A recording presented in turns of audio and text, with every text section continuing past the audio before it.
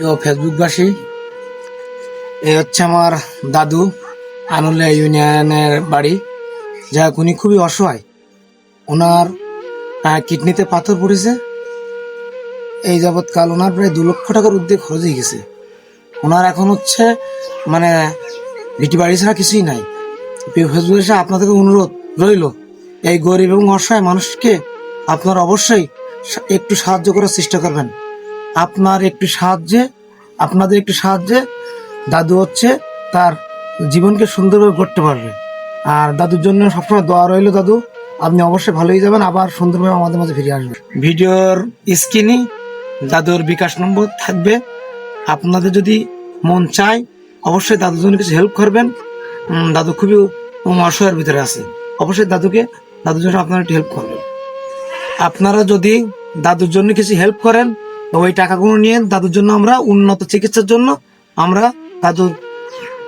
আমরা বিভিন্ন ক্লিনিকে বা হাসপাতালে গিয়ে দাদুর জন্য চিকিৎসা করব। দাদু আপনাদের সাথে কিছু কথা শেয়ার করুন।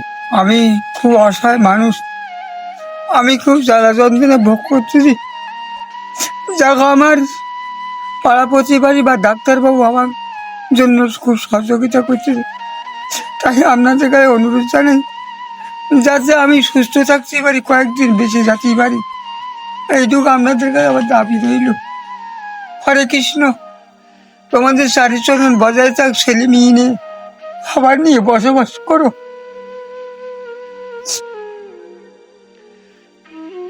আমি সবার কাছে, আমার স্বামী অসুস্থ, আমি সবার কাছে সাহায্য জানাচ্ছি। আমার স্বামীকে বাঁচানোর জন্য কিছুদিন বাঁচবে বলে আশা আছে।